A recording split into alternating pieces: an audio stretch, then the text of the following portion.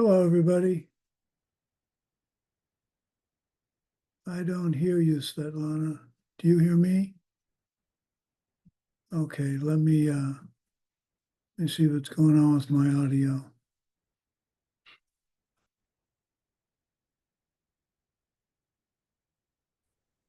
Well, let's. Do you hear? I hear you now, yeah. Yes, I'm translating to Russian. That's why I'm talking. Oh, okay. Well, hello, everybody. It's good to see you. We have some new faces. Mike, you look like you're in the cockpit of an aircraft. I'm in the cockpit of a motor vehicle. Okay, let's do our opening prayers and then we can introduce new students. Okay, here we go. Please make the mudra for the mandala. Here is the great earth filled with the smell of incense, covered with a blanket of flowers. The great mountain of 4 continents wearing a jewel of the sun and the moon. In my mind, I make them the paradise of a Buddha and offer it all to you. By this deed, may every living being experience the pure world. Idam Guru Ratnam Mandalakam Niryatayame.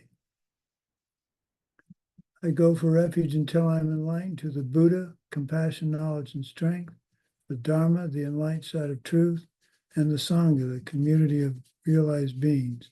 From the virtuous merit I create, from the practice of giving with the understanding of emptiness, moral discipline with the understanding of emptiness, patience with the understanding of emptiness, joyous effort with the understanding of emptiness, concentration and wisdom, may I attain the state of a Buddha for the benefit of all living beings. I go for refuge until I am enlightened to the Buddha, compassion, knowledge, and strength, the Dharma, the enlightened side of truth, and the Sangha, the community of realized beings. From the virtuous merit I create, from the practice of giving with the understanding of emptiness, moral discipline with the understanding of emptiness, patience with the understanding of emptiness, joyous effort with the understanding of emptiness, concentration, wisdom, may I attain the state of a Buddha for the benefit of all living beings. I go for refuge until I am enlightened. 2. The Buddha, compassion, knowledge, and strength, the Dharma, the enlightened side of truth, and the Sangha, the community of realized beings. From the virtuous merit that I create from the practice of giving with the understanding of emptiness, moral discipline with the understanding of emptiness, patience with the understanding of emptiness, joyous effort with the understanding of emptiness, concentration, wisdom, I will attain the state of a Buddha for the benefit of all living beings. Okay. Wow. It's quite a collection of people. Hi, Cornelia. Hi, Alexander. Good to see you. Hi, Tatiana. The young lady in the purple. I don't have a name for you on the screen.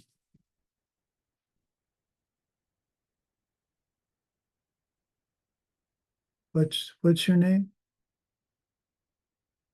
Lydia. Sorry, I Lydia. didn't change it. Yes. Oh, that's okay. Good to have you here. Thank you. And Avilda. Wow, long time. Good to see you. Good to hear you. Good to be here. Thank you. Great to see you. Okay, and there's Svetlana, there's Mike, and there's Daria, and there's Yevgeny. Mama Koshka, I don't recall, and Christina. Okay, well, we'll start with rejoicing. We're going to start with rejoicing with Katya. Katya, what do you have to rejoice in? Hi, hello. I rejoice that I can be here with all of you and that I have the time and I have the opportunity to start a new ACI course. Very good. It's going to be it's not so much tough, it's just, it's complex. So, so good to have you here, and I'm looking forward to seeing you in Spain. That's going to be fun. Yes, see you there. Okay, Vilda, what do you have to rejoice in? Oh my goodness. So much to rejoice for. Rejoice for you, the teacher, for the Dharma, that I'm able to be here to finally do the ACI 6 after all these years. Really, really. and hopefully on the road to finish all 18 of them soon. Good. Thank you very much for teaching. Oh, you're more than welcome. Vilda and I go back a long way at Diamond Mountain. So it's good to see you again. Many, Okay, many years. Svetlana, what do you have to rejoice in? Oh, I'd like to rejoice that we have these beautiful teachings, that we have this beautiful course, the source of all my good, and now ACI 6. And that is amazing that we have this opportunity and can connect from all over the world. So I'm rejoicing to have this opportunity more and for every living being. Good. Yes, it is unique. And we taught the source of all my good this past weekend to about 20 students. That was a lot of fun. Okay, next on my screen is Tatiana.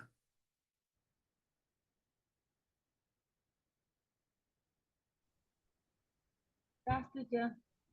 Меня слышно? Good afternoon. Do you hear me? Yes. Да.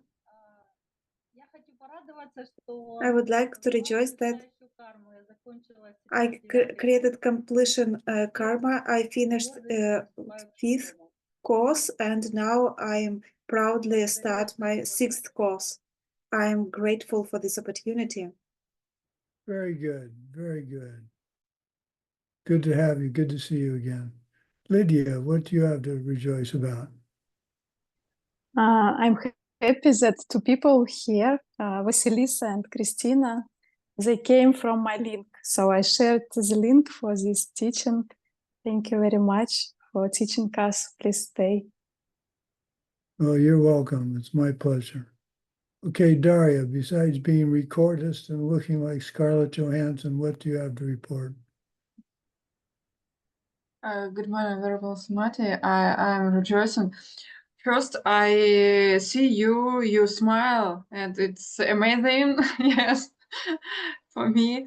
And I rejoice I am able to be this class and see happy and smile people. And third, today, I and my colleagues bought melon, and pizza and gave to our colleagues.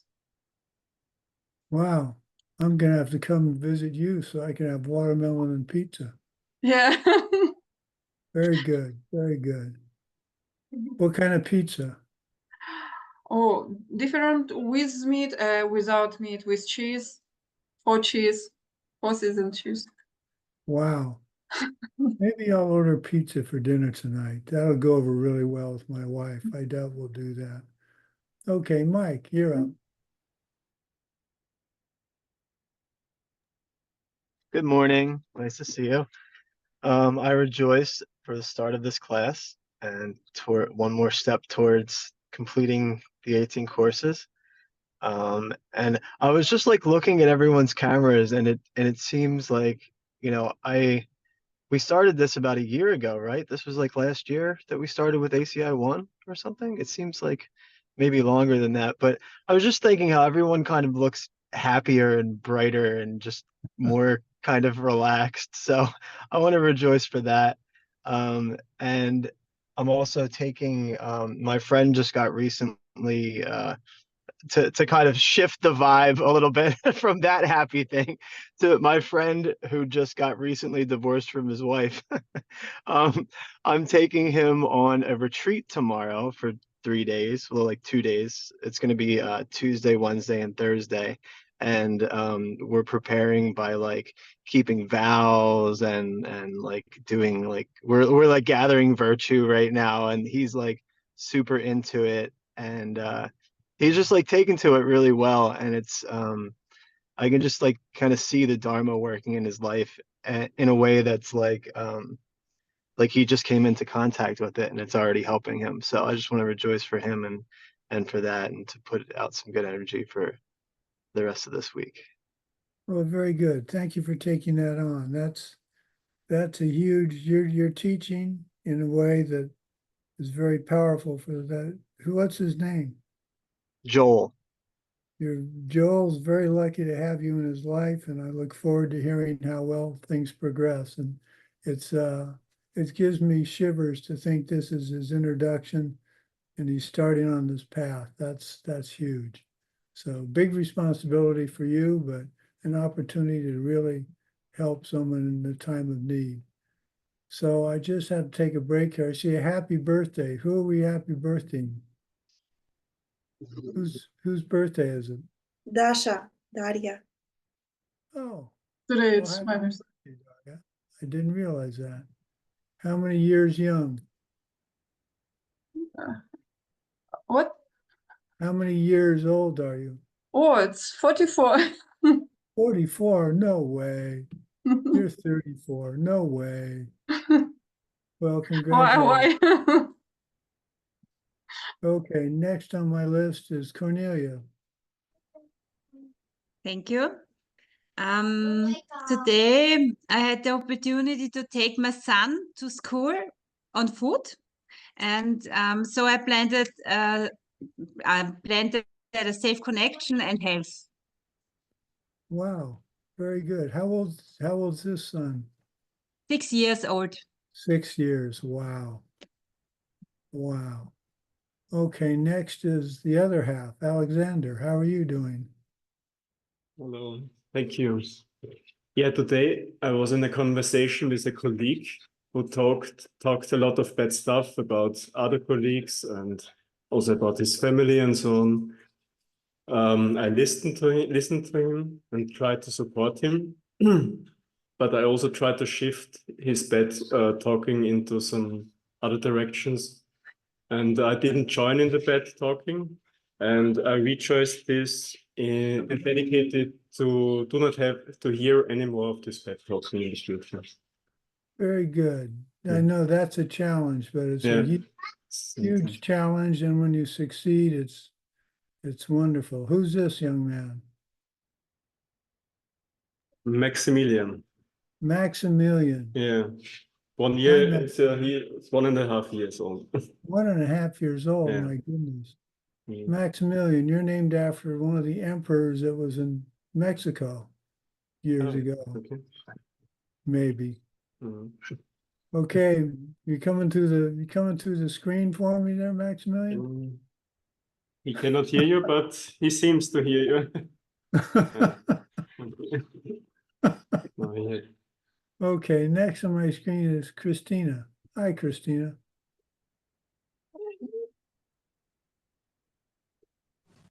Здравствуйте. Ну, сегодня я моя Hello. радость сегодня в том, что Today my rejoice is about that I managed заполнить дневник за последние to fill my diary подробнейшим образом. Я давно in это не details for the делала. last day. Прям очень I didn't do подробно it расписала very long по time, but всем I wrote very detailed and did all antidotes. Very good. Good to start back up. Okay. Daria, we did. I have you on the screen twice. Must be because it's your birthday. Okay, Evgeny, what do you have to rejoice in? Evgeny. Всем здравствуйте. И я хочу порадоваться тому, что Hello сегодня everyone. Today I would я like to rejoice разговаривал that со today своим I was talking with коренным учителем, my root и lama, my root она teacher, подсказала мне, and she где, told me где что where я делаю не так в своей what I am жизни, doing wrong in что my не life дает мне результатов, that чему я doesn't give очень me a рад, что result, наконец-то and я I'm very увидел то, rejoicing что that I мешает мне saw создать exactly препятствия для what моих is результатов. an obstacle for me to get results. Who's your root lama? Just curious. Кадрин, Лапсан Кадрин. Kadrin, Lapsan Kadrin. Oh, okay, yeah, Kadrin. Very good, very good. Okay, who's next here? I have Nellie.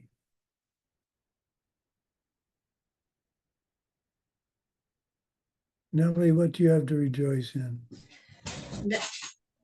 Дорогой учитель, добрый, Dear доброго teacher, времени суток.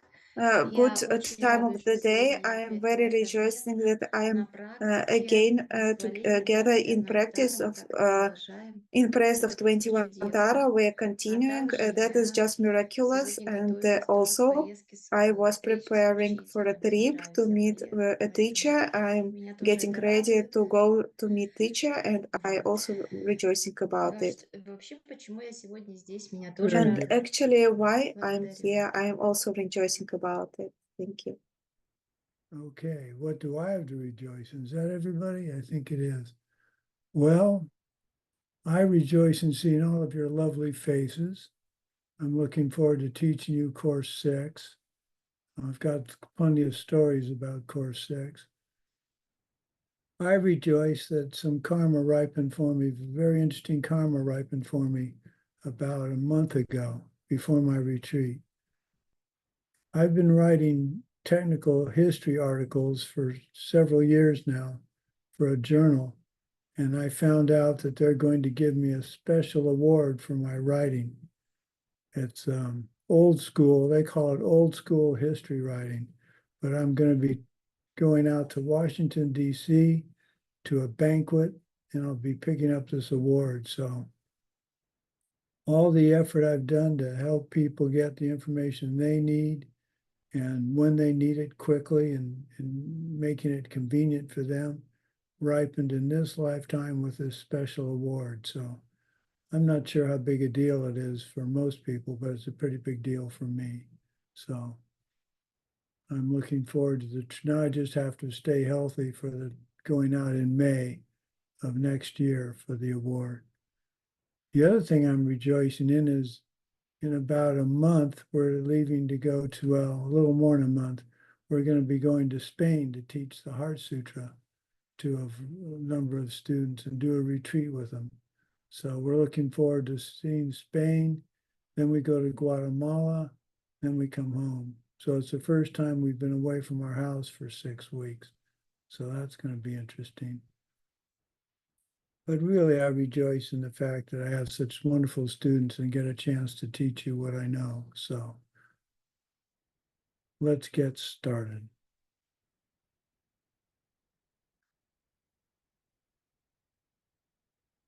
So I'm going to read the Heart Sutra. So close your eyes and just relax and listen.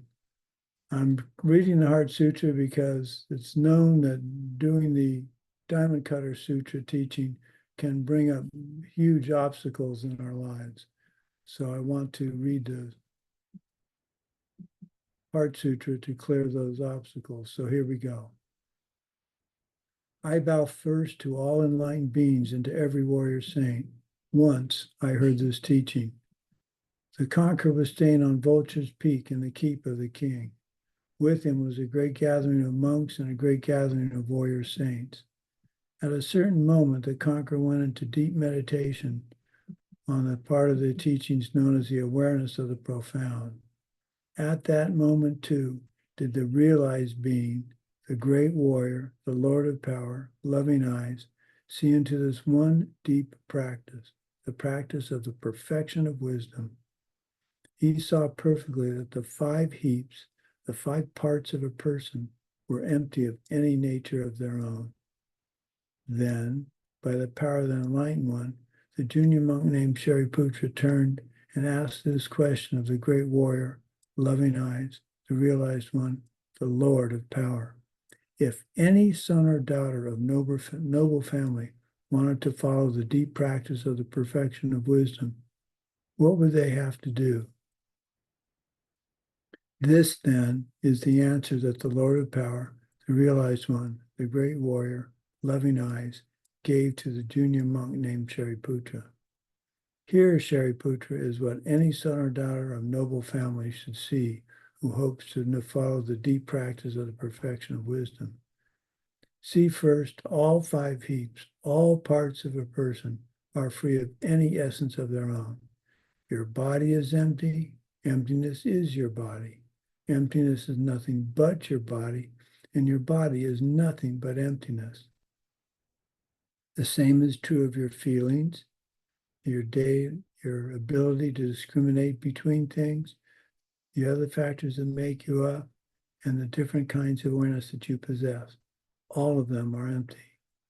Thus we can say, Shariputra, that every existing thing is emptiness. Nothing has any characteristic of its own. Nothing ever begins. Nothing ever ends. Nothing is ever impure. Nothing ever becomes pure. Nothing ever gets less, and nothing ever becomes more. And thus we can say, Shariputra, that with emptiness there is no body, there are no feelings, there is no ability to discriminate. There are none of the other factors that make you up, and there is no awareness. There are no eyes, no ears, no nose, no tongue, no body, no mind, nothing to see, nothing to hear, nothing to smell, nothing to taste, nothing to touch, and nothing to think of. There is no part of you that sees. There is no part of you that is aware that you are seeing. And this is true all the way up to the part of you that thinks and the part of you that is aware that you are thinking. There is no misunderstanding your world. There is no stopping this misunderstanding. And the same is true all the way up to your old age and death and to stopping your old age and death. There is no suffering. There is no source of suffering. There is no stopping the suffering. There is no path to stopping the suffering. There is no knowledge. There is nothing to reach, and there is nothing not to reach. Thus it is, Shariputra, the warrior saints have nothing to reach, and because of this, they're able to practice a perfection of wisdom and stay in this perfection of wisdom. This frees them from every obstacle in their minds, and this frees them from all fears. They go beyond all wrong ways of thinking and reach to the ultimate end of nirvana. All the enlightened beings of the past, the present, and the future too follow the same perfection of wisdom and thus bring themselves to perfect enlightenment, to the matchless state of a totally enlightened Buddha. Thus are they the sacred words of the perfection of wisdom, the sacred words of great knowledge, the sacred words of the unsurpassable, the sacred words that are equal to the one beyond all equal, sacred words that put a final end to every form of pain, sacred words you should know are truths, for false they cannot be, sacred words of the perfection of wisdom, which here I speak for you. Tayata, gate, gate, paragate, parasangate, bodhi swaha.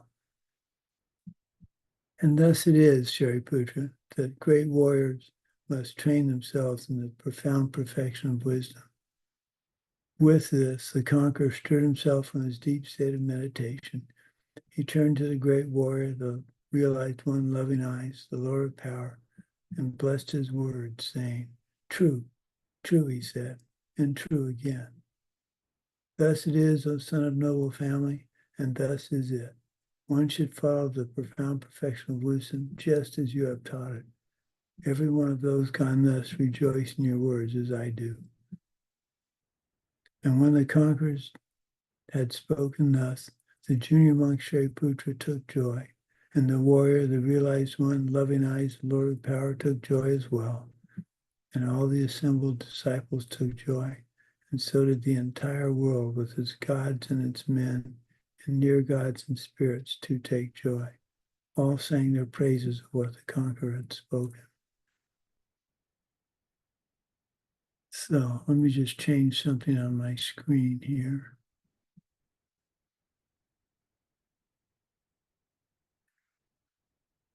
Okay. So now there should be no further problem.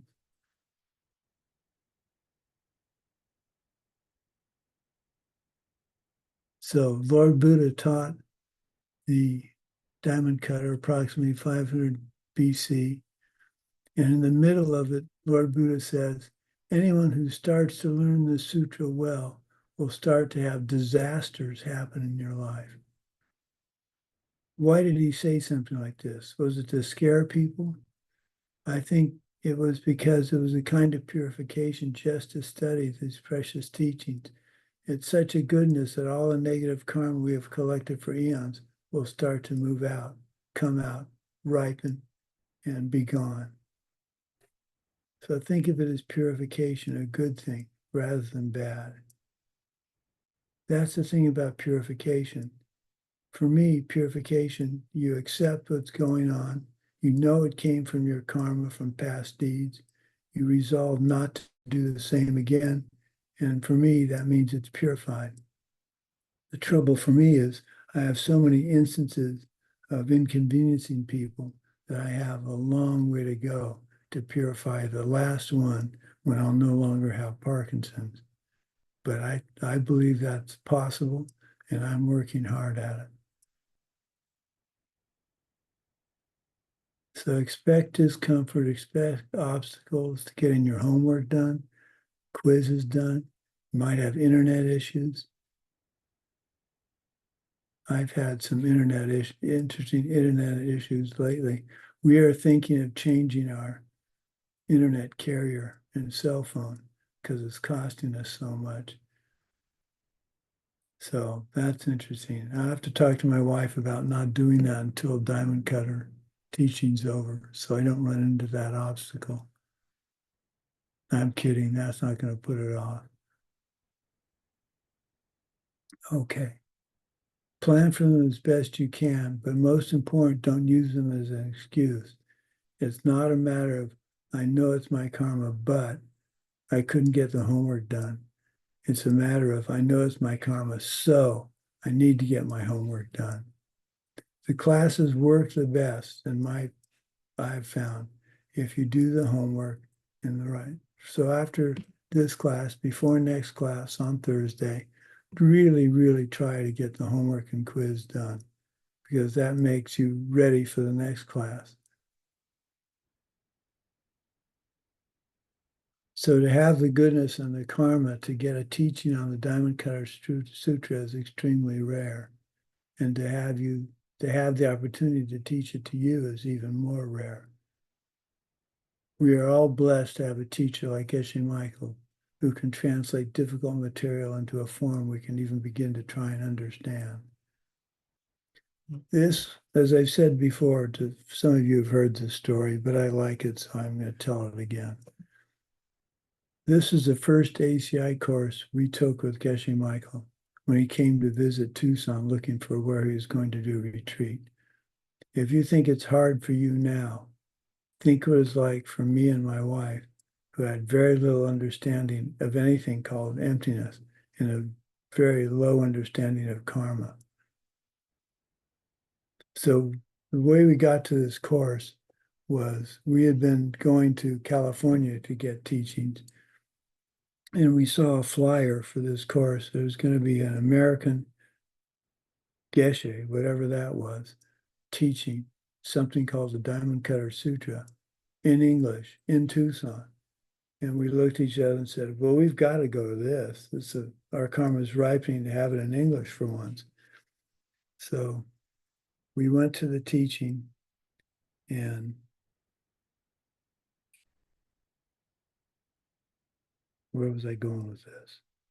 Oh, we went to the teaching and immediately got totally confused because Geshe did the pen, and he held the pen up and he said, is this a pen? And of course it's a pen. And what does a dog think this is? A chew toy, of course. And then he says, is this really a pen? And I said to myself, yes. And he goes, no, it's not really a pen. And then he said, is this coming from its own side? And I said, yes. He said, no. Every time he asked the question, I responded in the wrong answer because I didn't know what was going on. So I didn't get discouraged. I just remember looking at my wife going, oh man. So we finished the course, we did the homeworks and quizzes, and what we really liked was the fact that this had homework. We learned, it's called the didactic way of learning, where you have homework, quizzes, and a final. And that's how we got through college. That's how we like to learn.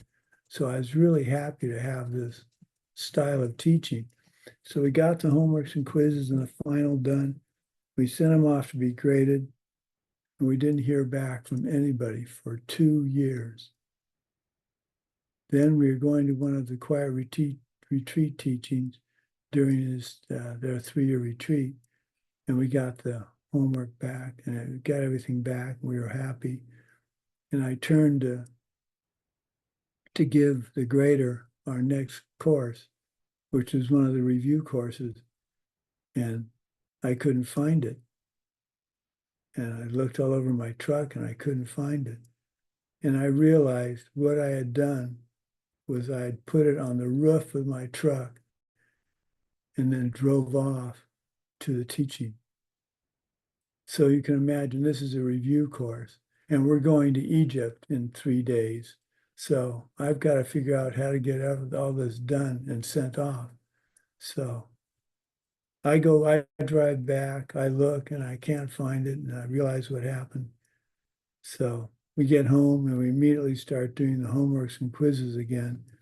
This is on a Monday morning. And I go to the post office, to my mailbox, and there in the mailbox is the envelope that had all the homeworks and quizzes and finals. It had fallen off my truck. Someone had picked it up and mailed it back to me because it had the return address on it. So we were obviously very relieved, but talk about obstacles.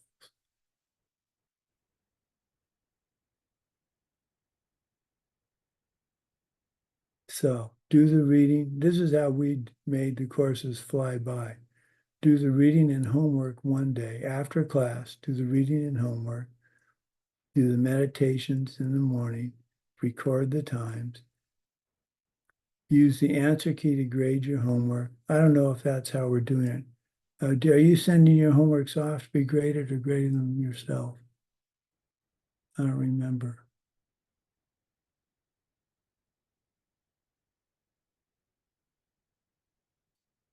Svetlana, how's the grading going? They're graded ourselves. Ourselves. Okay, so do that, take the quiz and grade it, and just make it a habit, make it worth your while. So we're going to be studying, I have a new student here. What's her name? I can't pronounce your name. Vasilisa. Vasilisa? Wow, that's quite a name. Well, good to have you here. Okay. We're going to be studying from a commentary text that had been lost for a long time.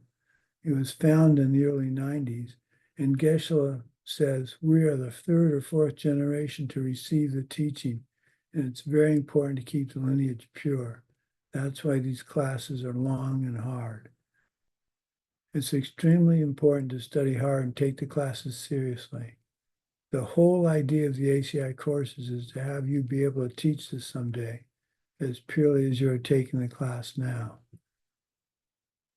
So Geshe said, imagine you're the last person who's going to get the class, and it'll be up to you to pass it on and listen with intensity.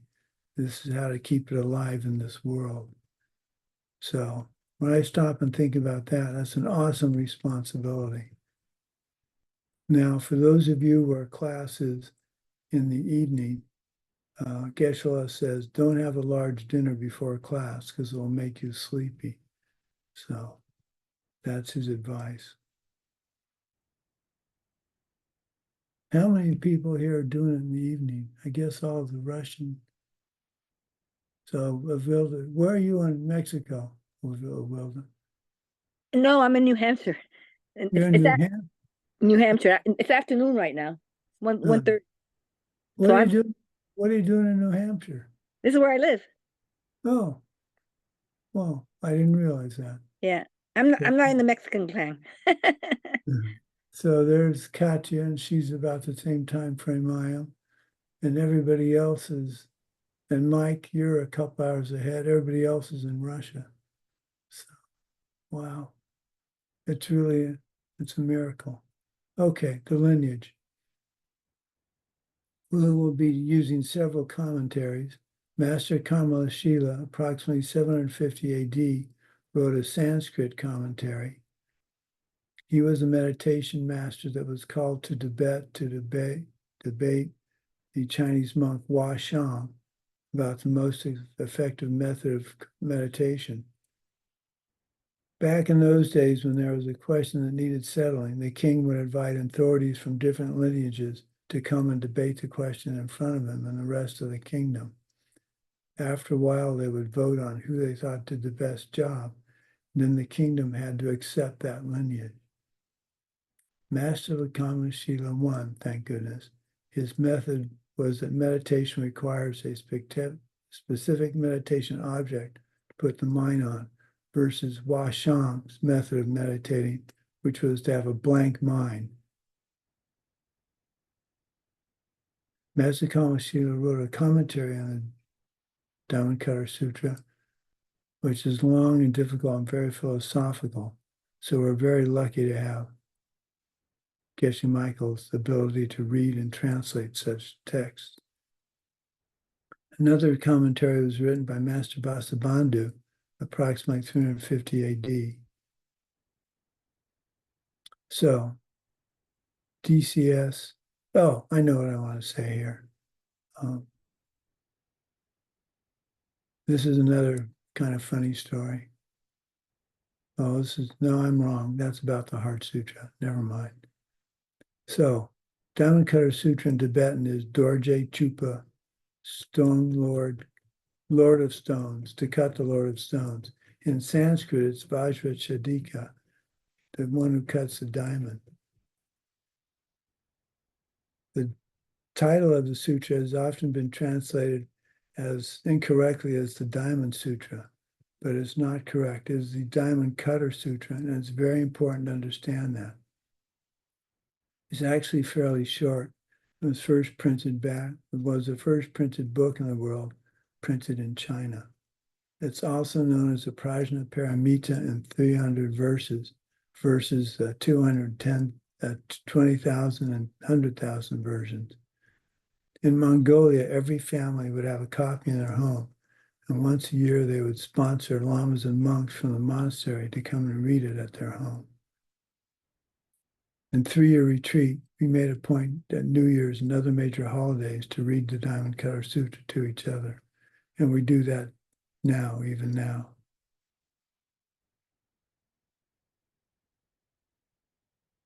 So a few details. What does a sutra mean? A sutra means mostly any teaching that is given by Lord Buddha. The Diamond Cutter Sutra is a Mahayana Sutra, meaning it is based on the ideal of the Bodhisattva, someone who wants to become enlightened for all others' benefit. It's part of a group of books known as the Prajna Paramita, the perfection of wisdom. And this means its subject matter is about wisdom, which is a code word for emptiness. But the title is Diamond Cutter Sutra. So Geshe says, why? He searched the database he has to see where Diamond Cutter is mentioned and in the sutra, and he found it's never mentioned in the sutra. That's actually the whole point. The most important part of the sutra is it's not there. So in our spiritual career in Buddhism, there are 5 steps on the path, what we call the path. The 5 steps we need to go through to reach enlightenment. So I'm going to read now. I'd like you to close your eyes again. I'm going to read now the 3 principal paths. This is a bit of a review of that. I bow down to all high and holy lamas. As far as I am able, I will explain the essence of all the high teachings of the victors, the path all their holy sons commend, the entry point for the fortunate seeking freedom. Listen with a pure mind, fortunate ones who have no craving on the pleasures of life and who, to make leisure and fortune meaningful, strive to turn their minds to the path which pleases the victors. There is no way to end without pure renunciation, this striving for pleasant results in the ocean of life. It is because of their hankering for life as well that beings are fettered. so seek renunciation first. Leisure and fortune are hard to find. Life's not long. Think it constantly. Stop desire for this life. Think over and over how deeds and their fruits never fail in the cycle of suffering. Stop desire for the future. When you have meditated thus and feel not even a moment's wish for the good things of cyclic life, and when you begin to think both night and day of achieving freedom, you have found renunciation. Renunciation, though, can never bring the total bliss of matchless Buddhahood, unless it is bound by the purest wish. And so the wise seek the high wish for enlightenment. They are swept along on 4 fierce river currents, chained up tight in past deeds hard to undo, stuffed in a steel cage of grasping self, smothered in the pitch black ignorance. In a limitless round they are born, and in their births are tortured by 3 sufferings without break. Think how your mothers feel. Think of what's happening to them. Try to develop this highest wish. You may master renunciation and the wish, but unless you have the wisdom perceiving reality, you cannot cut the root of cyclic life. Make efforts in ways then to perceive interdependence. A person's entered the path that pleases the Buddhas when for all objects in the cycle or beyond, he sees that cause and effect can never fail, and when for him they lose all solid appearance. You've yet to realize the thought of the able as long as 2 ideas seem to you disparate: the appearance of things, infallible interdependence, and emptiness beyond taking any position. At some point they no longer alternate, they come together. Just seeing that interdependence never fails brings realization that destroys how you hold the objects, and then your analysis with view is complete. In addition, the appearance prevents the existence extreme, and emptiness that of non-existence. And if you see how emptiness shows in cause and effect, you will never be stolen off by extreme views. When you have grasped as well as I the essential points of the 3 principal paths explained, then go into isolation, my son. Make mighty efforts and quickly win your ultimate wish. So that's talking about the 3 principal paths. And what the Diamond Cutter Sutra is going to do is talk about the 5 paths along the long rim. So, can anybody remember what the 5 paths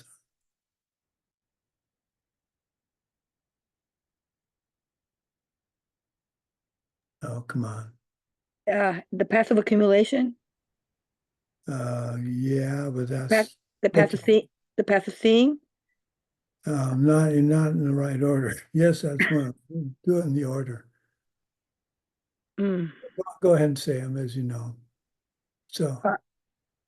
Okay, the path of seeing, the path of accumulation, the path of habituation. Oops, I forgot the other 2. Okay. Well, here they are in order. The first path is accumulation. Now, we think of accumulation to be accumulating virtue. In this case, it's not accumulating virtue. It's more the idea of accumulating the fact that you're tired of samsara. You want out. So you're accumulating the strength of renunciation that will make you really want to get out of this worldly life and begin to study the Dharma so that you can get out of the worldly life. All relationships, all material things, our own bodies, names, identities, we must lose sooner or later.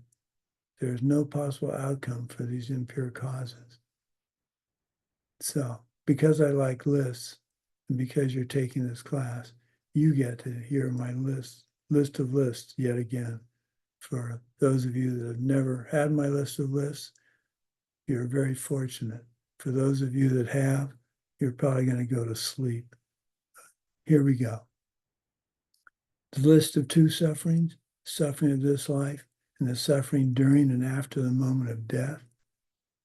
The 3 sufferings, suffering of suffering, suffering of change, and pervasive suffering. Now, suffering of suffering is pretty obvious. That's pain, discomfort.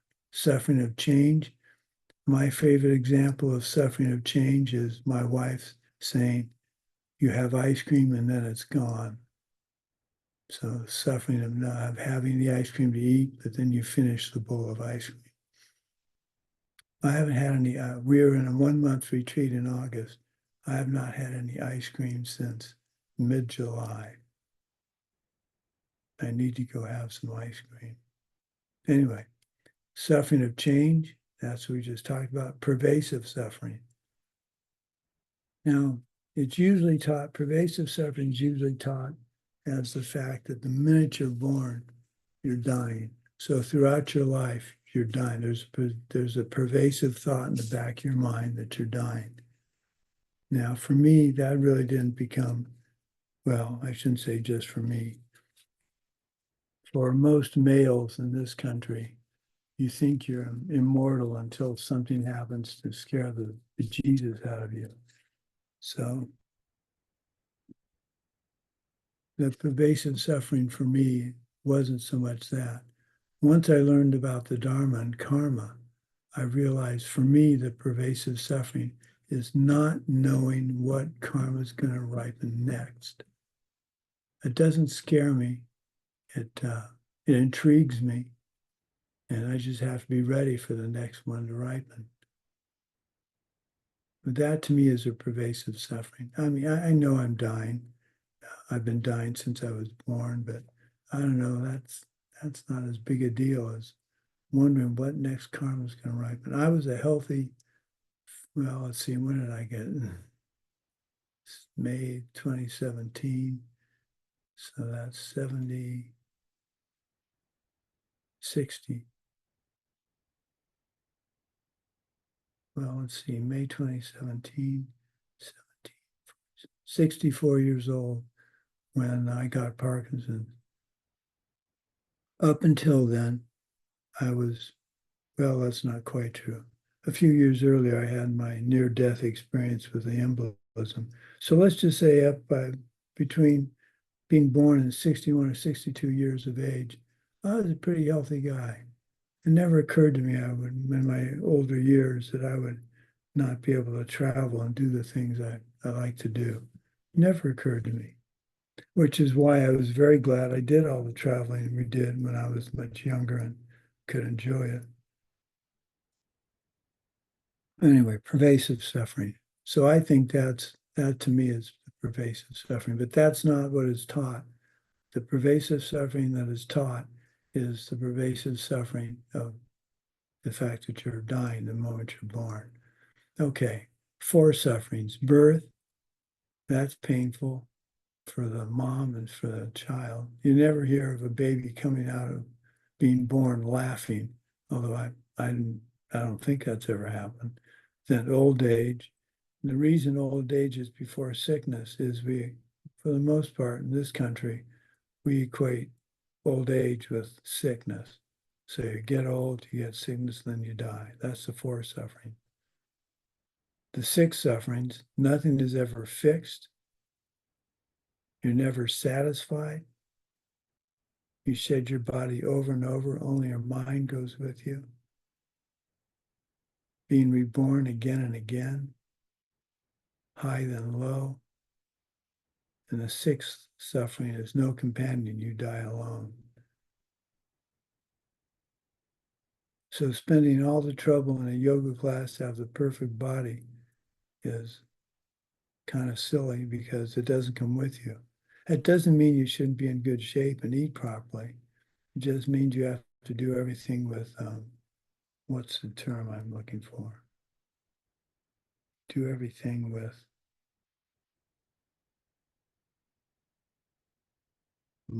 no, what's the word? Well, you do everything well, but you don't get obsessed by it. The 8 sufferings, being born, getting old, getting sick, and dying.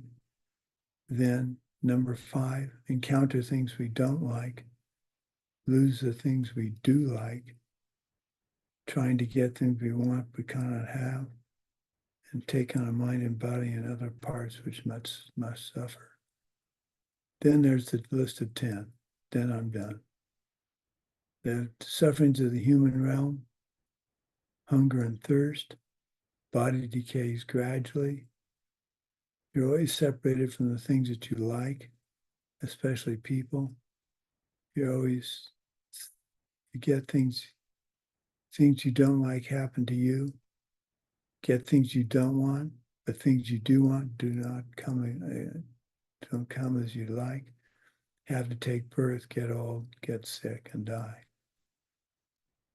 Seriously convinced of this to the point of acting differently is to reach renunciation. Does not mean quit what you're doing and go live in a cave or abandon your loved ones. It means to realize something is wrong with this picture and try and fix it. So I can't emphasize that enough. Renunciation does not mean abandon your family. Anybody that's got a family has powerful karmic objects to work with. We don't have any children. My parents are gone, so my powerful karmic objects are all of you as being my teachers and my siblings.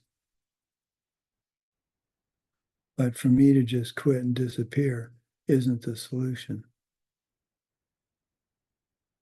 You have to do it responsibly. So a path of preparation. This is where because of renunciation, we begin to wonder what's going on and how to fix it. And this is where we first begin to understand emptiness intellectually, or try to understand emptiness intellectually. So there are 4 types of the perfection of wisdom. There's the natural perfection of wisdom, which is called natural nirvana. Anyone who has ever seen it directly has never had a bad thought as a result or from it. So this is the direct perception of emptiness. Textual perfection of wisdom, any verbal or written teaching which unerringly presents the Mahayana path and its result. The path of perfection of wisdom, the wisdom of a bodhisattva imbued with wisdom and method, correct view and bodhicitta. And the result perfection of wisdom, the omniscience of a Buddha. This is mental positive change. This is a mental positive changing thing which perishes and is created each moment with the mind. Then there's the path of the seed, the direct perception of emptiness. Now, Geshe has an interesting comparison here. Our minds have always been and will always be like a long spaghetti noodle of moments of mind. There's never been a moment where it stops. In this infinitely long noodle, at some point and some time, this is a specific instance lasting 10 to 20 minutes, that your mind will perceive emptiness directly. The only way out of samsara is the direct perception of emptiness. So you have the path of renunciation, you want out of samsara. You have the path of preparation, which is studying the concept of emptiness and karma carefully, dutifully, thoroughly. Then you have the path of seeing.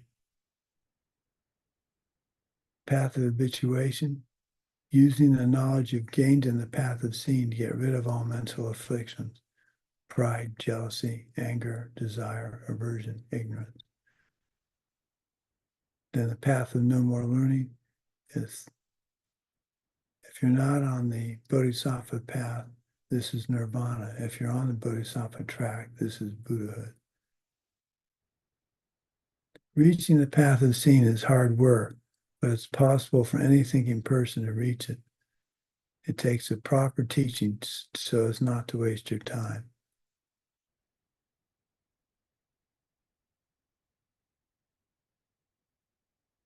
The 2 extremes. When we talk about emptiness, we talk about that in this course. We need to constantly be aware and be able to understand and articulate the 2 extremes. First of the extremes, things exist the way they look. This is called the extreme of existence. If things don't look the way they look to me now, they couldn't exist at all. If everything is just my projection, then they don't exist at all. Nothing really matters. I can do anything I want. It takes intelligence and bad emptiness teachings to have this view.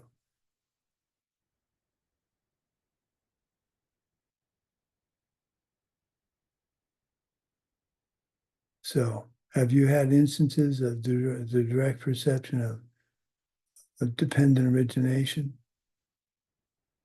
You have to have that first. Geshe talks about going to make a pot of tea for his lama and realized as he looked at the pot that there wasn't really a pot there. He was assembling parts of a pot into a pot. So I haven't had that, but I have that more than one interesting example of what I call the prelude to the direct perception of dependent origination. I was going to South Africa to teach one year, and I knew I'd taken my headlamp with me. I always take a headlamp on a plane in case I need it. See, I'm convinced if there's a plane crash, I'm going to survive it, and I'll need my headlamp to help people get out of the airplane.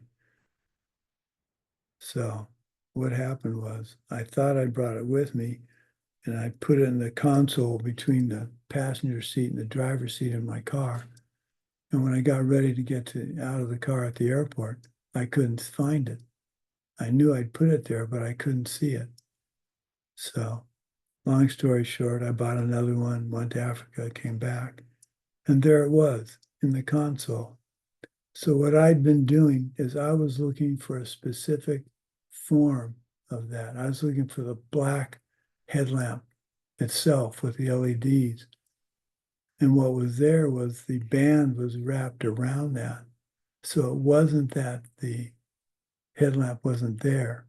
I didn't have the karma the karma I was trying to ripen was about the headlamp itself and not the band, the elastic band.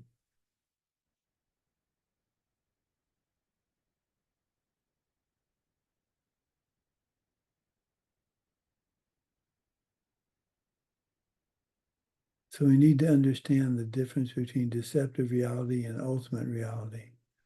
The key is that every object of deceptive reality is real and is tricking us. They function and they are false. They're not what they seem. They're not self-existent.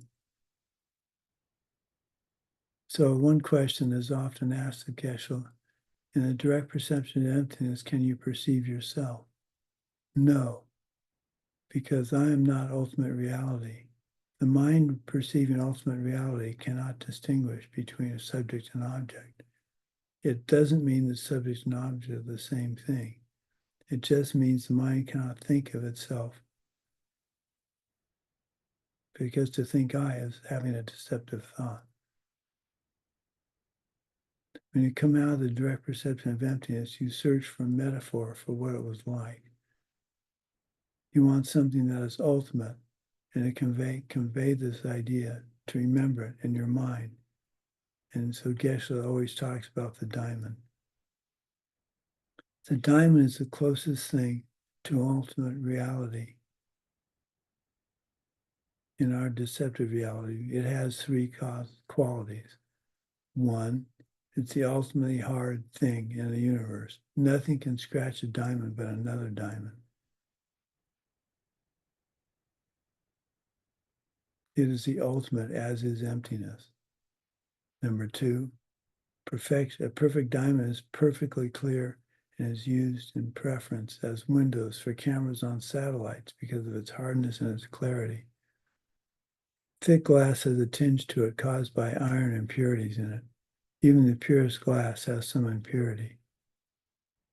Pure diamond is just that, and so has no tinge to it.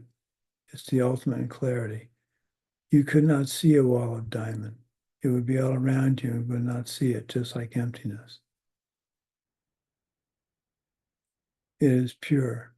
Every piece of diamond, a pure diamond, is just the same. Like emptiness is the same for everything.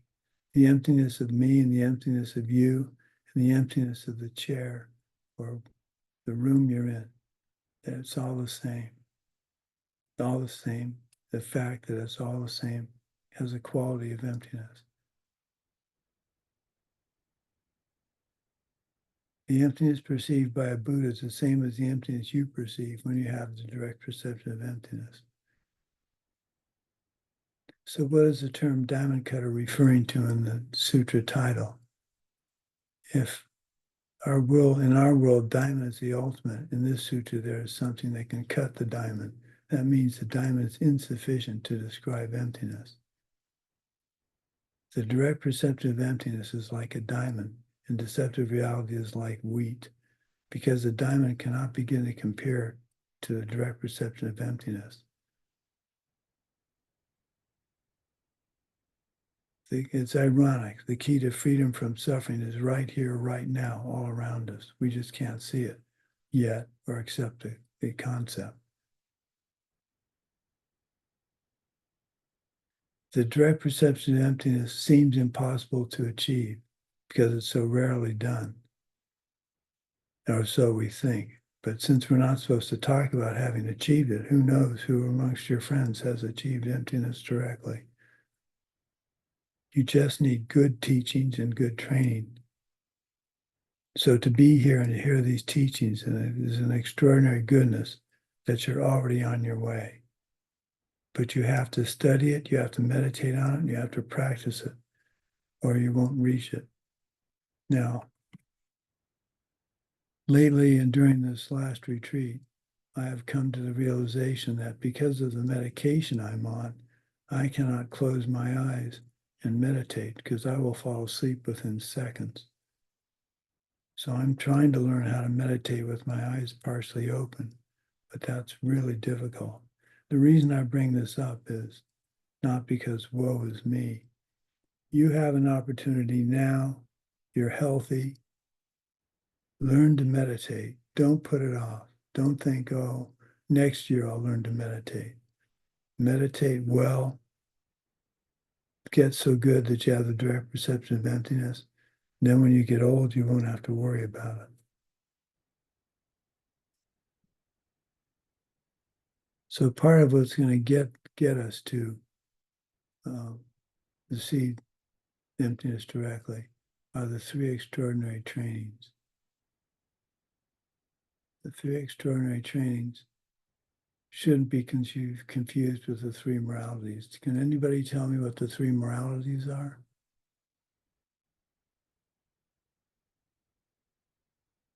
Gotcha. You know what the three moralities are.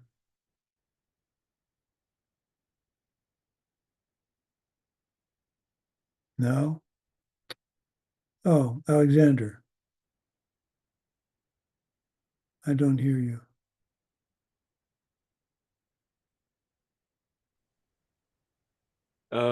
I think the morality from refraining from bad deeds is the first one, right?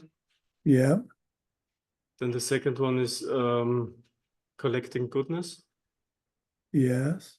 And the third one is working for others, for other living beings, right? Right. So the first one is not doing bad deeds. The second one is consciously doing only good deeds. And the third morality is doing 1 and 2 for the benefit of all beings. So that's the three moralities. Now, the three extraordinary trainings are not that. They're extraordinary morality leads to extraordinary concentration, which leads to extraordinary training on wisdom. Extraordinary morality, in my opinion, comes from serving others effortlessly, constantly, with no regret. That's why the service, Geshe is always talking about service. You can meditate all you want, you can study the Dharma all you want, but very important is collective virtue and merit necessary to see emptiness directly by serving others without regret. So back to the Diamond Cutter Sutra. The only known native commentary in Tibetan was written by Choni Drakpa Shedra, 1675 to 1748.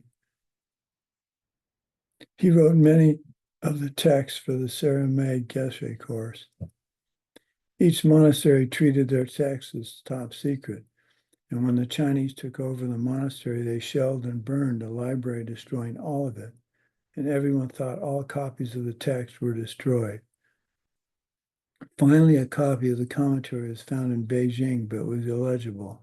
Then in 1993, a copy was found in St. Petersburg. And it's called The Sunlight on the Path to Freedom. So the Diamond Cutter Sutra.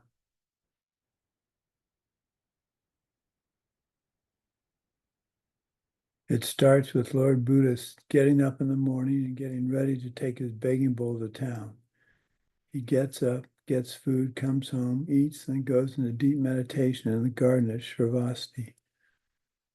His disciples gather around him, and a famous student named Subhuti asks the famous questions to start the teaching. In the Buddhist tradition, it was believed that Subhuti was an emanation of Manjushri. So it is believed that Subhuti is asking questions he knows the answer to and is pretending to be human. He starts out this time with 3 questions. O conquering one, what of those who have entered well into the way of the Bodhisattva? How should they live?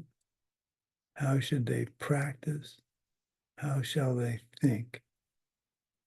So how shall they live? How should we conduct ourselves? How should we act? How should they practice? What should we practice? How shall we think? What are we supposed to think like? In other words, if we want to enter into the greater way, higher way of the Mahayana, how should we live? How should we practice? And how should we think? Lord Buddha says, Lexo, Lexo, well said, meaning good question, Subhuti. And then he gives the Diamond Cutter Sutra as his answer. So this is a short class. We're going to stop there. It's a cliffhanger. We'll talk about the Diamond Cutter Sutra. I would be tempted to read it first, but it's long. I'll think about that. So you have homework, quiz to do. Please do it. Please do it before the next class. So here we go for dedication. With the wish to free all beings, I shall always go for refuge to the Buddha, Dharma, and Sangha until I achieve full enlightenment. Filled with wisdom and compassion, today in the Buddha's presence, I generate the mind for full awakening for the benefit of all sentient beings. May the source of benefit and goodness, the Dharma, spread and expand. May the beings upholding the Dharma have excellent health. May the source of happiness and well-being for all embodied beings, the Dharma taught by the Buddhas, always increase. May the merit of my life and my practice be for the benefit of all sentient beings without exception.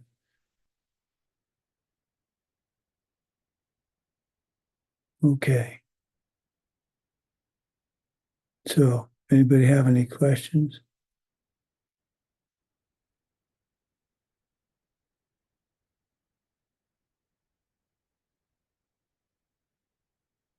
It's a lot of material. The Diamond Cutter Sutra. How many of you have a copy of the Diamond Cutter Sutra?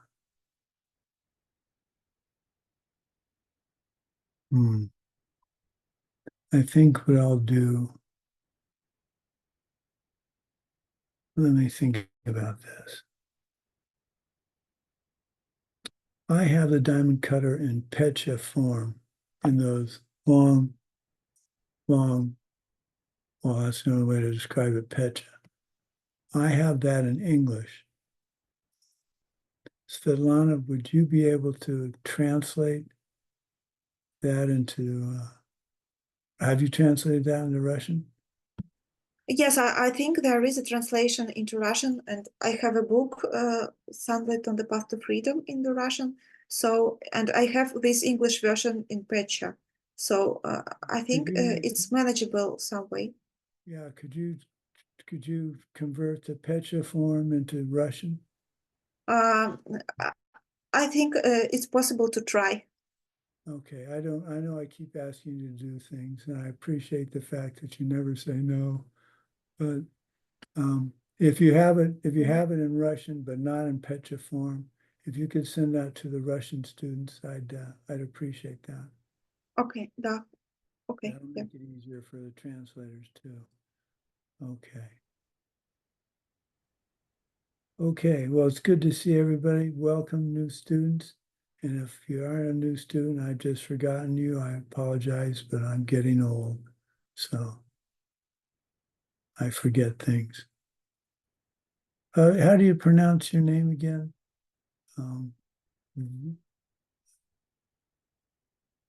I can't. Yeah. I can't pronounce. Василиса? Say it again. Say it slowly. Василиса. Basil. Oh, I can't.